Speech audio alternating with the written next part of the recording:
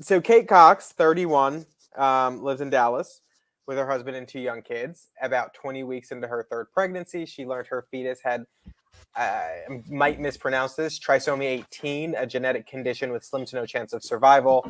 She also suffered cramping and other symptoms, severe enough to send her to the emergency room multiple times in a 2-week period. She believed that she was a good candidate for the narrow exception in the Texas abortion ban, that would allow her to get an abortion. And so they argued her future fertility was at risk, that her life was at risk. And I believe it was the Center for Reproductive Rights took on her case and filed an emergency petition on her behalf requesting an abortion ban penalty be suspended. A judge agreed. The Attorney General appealed, I guess it is. And then it went to the Texas Supreme Court, who, and I want to make sure I get this part right. I believe they, where are we at? Texas Attorney General immediately appealed to Supreme Court. He also sent a warning letter to the 3 hospitals where she might have the procedure. The Supreme Court put a temporary hold on the ruling pending review. She decided to leave the state and get an abortion. And then since then, I believe has refused to do interviews or disclose where she currently is. And so there's a lot of commentary surrounding it. And quite frankly, as I was just reading that, I got a text message from Lena Hidalgo, our Harris County judge, saying it's a fundraising text message, of course. And I'm reeling from Kate Cox's, and I swear I literally just got this. I'm reeling from Kate Cox's dystopian ordeal team. She fled our state this week to receive reproductive care recommended by her doctor, but refused by the Texas Supreme Court all the same. It's horrifying to have a medical emergency during pregnancy, but to be forced to prolong the emergency while the government debates it is man-made suffering. Is man-made suffering. These issues should be left to women and their physicians and not politicians. And then she goes on to ask for money. Thoughts? Well, I mean, my understanding is that the Supreme Court ruling came back and said, like, you don't need a doctor. If the doctor has a reasonable opinion, medical opinion that this is going to be at risk for Katie Cox and all this other stuff, then she doesn't need the stay of order. Is that wrong? Or she doesn't need she doesn't need to come to the court if her life is at risk.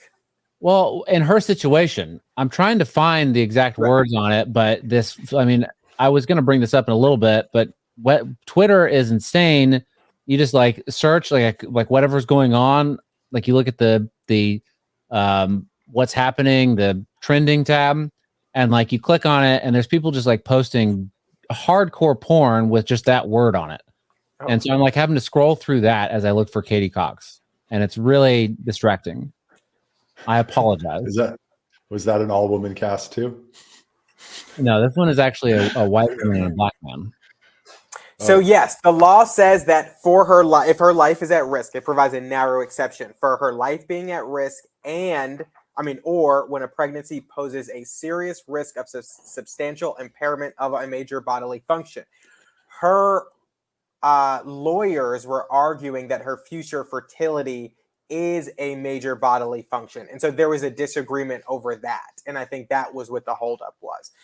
Her life wasn't at immediate risk, but her future fertility was. And I guess the law is unclear on whether that specific issue counts as a major bodily function, which I would guess fertility is a major, I will say that this has got to change, right? Whatever's going on with Texas and abortion, there's got to be middle ground. And I think I said this maybe on our, a very early episode. There's been so many that, the heartbeat bill. I don't know if it's a perfect middle ground, but it was middle ground, right? And it seemed like Republicans were okay with it. The base was okay with it. It seems like conservatives were basically okay with it. All right, the heartbeat bill, fine. That's 6 weeks. You got 6 weeks to do it. Go do it. And that was actually meeting in the middle, a negotiation in a way. But the way it is now, where Ken Paxton, is, do I want Ken Paxton as governor? I don't know. But this is going to be such a difficult. It's just riling up Democrats and women in general to like vote all conservatives out. Right. So the political strategy behind this is insane, but also like, I kind of feel for this lady. I don't want her to lose her fertility. Right. I'm the father of a special needs child with an ultra rare chromosome disorder. It's not trisomy 18, but I also can see the other side, like, hey, that like his life is valuable, and like there's life is life, and you don't want to abort somebody just because they have Down syndrome or just because they have a rare genetic disorder. In this case, trisomy 18, the kid they survive a day or a year, I don't know, but like this is a bad situation for everybody, and it's especially bad for her. Let me be very clear about that. Yeah, my takeaways reading it, I mean, I agree with everything Brad just said. I mean, this is a mother of two. She's obviously not taking this decision lightly. And on the political front, like, do conservatives want to keep losing forever? Like, this is stupid. Like, who in a bad situation like this one, who is the appropriate person to make the decision? Is it a government law that's been set, or is it the woman who's probably taking this very seriously and making the decision that she thinks is best for her and her family? Man, three guys talking about abortion, but I just don't understand the purpose of this. And then in the broader, the meta discussion, if the goal is to have less abortions, I don't think this is the way to go about it. Like, it's not working. It's making it worse, probably. Well, and a couple things. They, I believe it was Texas Right to Life. I can't find it on their Twitter now, so it might not have been Texas Right to Life, but they were posting posts of a few kids who had conditions that were incompatible with life who did survive. And so one of them was a woman who had trisomy 18, and I believe she was 34 or something. I mean, she did not have a great quality of life, but she was alive. And I think the point that they were trying to make was that, doctors say that the likelihood of them surviving is low, incredibly low, but it doesn't mean that it's definitive. They have another one where they just posted with another girl who they didn't say what condition she had, but they said she wouldn't make it past 10 days old, and she's now what looks to be 13 or 14 or something.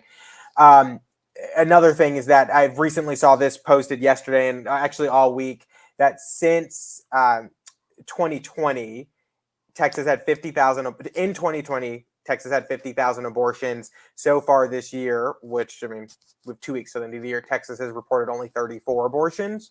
And so, obviously a steep decline in the number of people who are either getting or reporting abortions in the state of Texas after this legislation has been passed. So, I was reading that I think because of the age of the how many weeks into the pregnancy she is, the baby would have to be like dismembered and then delivered like piece by piece, which is fucking grotesque and turns my stomach. And I don't. So there's like, that's kind of a. So you have trisomy 18. Does that mean that you deserve to be like dismembered and then delivered piece by piece? Like, there's that side of the argument too, which I sympathize with, but it's also like this woman, as Michael said, she has 2 kids. She's not some hooker that, the condom broke. She's trying to do what's best for her and her family. Like, why fight her on this? Like, let her have it and just be done with it, as grotesque as it's going to be. But to something that you said, Michael, 3 guys talking about abortion, that's not the first time you've said that. And I don't understand it. Like, I'm a father of 3. If my wife got pregnant, like, I'm a guy, I still, like, I should have, my voice should be heard about her abortion if she wants to have one, right? Like, it matters to me. And like, boys get aborted, right? That happens. Like, we can talk about it. We can have this conversation. Don't be so shy, Michael. I agree. I mean, we're having the conversation now. It's just it's hard for so many reasons. And I just think that there's no perfect solution here, not just in this case, but in the abortion issue generally. And it's hard to come to some sort of, I don't know, the consensus is the wrong word, but what's the right thing to do here? And from a political front, I mean, this is just killing conservatives from the political side, which doesn't, in this case, it really doesn't matter, but. Well, and to Michael's point, I think the difficulty in talking about this conversation as three guys is that even if that situation did happen with your wife, we're never going to know what carrying that burden is. I mean, I see a lot of stories of women who go through, who have an abortion and then personally carry that deep burden because that's what they chose to do. And then some who don't. And so, and I get it, but I do still think that it is okay. I mean, we're the products of conception and you guys both have children. And so I think it's acceptable, but I can also understand why some people might say it's not, although I disagree. And on the political side, I struggle to, yes, is it politically damaging? Sure. But I think at some point, does it matter? Like, I feel like, for the folks who just care about life, politics be damned. I think that's what it comes down to. And it's like, does this person have the right to have a chance to live, even if it's not going to be a great quality of life, or even if it's unlikely that they will survive? Do they get that right? And they have a right to live even if their quality of life is low. If I could ask my son, who again has extremely special needs because of a ultra rare chromosome disorder, like I can tell you unequivocally, he would rather be alive than be dead. Right. And I'm sure as a father, you would rather that as well. Yes, of course. And that's my responsibility. I chose to have sex with my wife, not like something, he didn't choose to be here. Like, so this is my responsibility. I'm happy to take it on, but it's, just because your quality of life is like, his quality of life's always going to be low, especially, it's not, I don't think it's going to be trisomy 18 low, but it's low compared to mine or his brother and sister. And like, I think, and there's people with special needs kids say this sort of stuff a lot. And, I didn't really take it to heart until I had one. There's a lot to be gained from that. It would be a total nightmare if he was born and it was something else and he died, a couple days later because of it. I get that situation is a little bit different, but there's just because if you have a chance to live, if your quality of life is low, when I take my son to therapy every week, I got to tell you, there are a number of special needs kids that are in like terrible shape, like way worse shape than him. Like there's a kid that comes, like they have to, like it's a mobile crib almost, and all these gadgets and machines like hooked up, and I don't know what the kid has, HIPAA rules and all that stuff. And it's hard to look, it's hard to see, not hard to look at. It's hard to see. Like I feel for those parents, but I'm sure they value that child's life. And I think that child, probably wants to live. And that's what I think. And I struggle because you hear these stories and these people are often there might be stress involved. There might be a financial stress involved. There might be all these other things, but they always seem very happy that they chose to go through with that path of having that child. More often than not, I'm sure that there are other stories out there, but more often than not, they do. And I think that from a pro-life perspective, people are concerned that if you start down the path of saying that someone who has trisomy 18 in the womb should be aborted, then you get to a place where it's a condition that isn't as bad, and the parent chooses an abortion simply because they don't want to deal with that extra burden. And I could very well see that being a reality too. And so you're then kind of taking away that opportunity from kids simply because a parent doesn't want to take on additional burden. And so I don't know. It's not an easy subject, but I personally I have to disregard politics in this one, because I think even if it means losing some races, like I can see the justification for trying to stand up for that kid.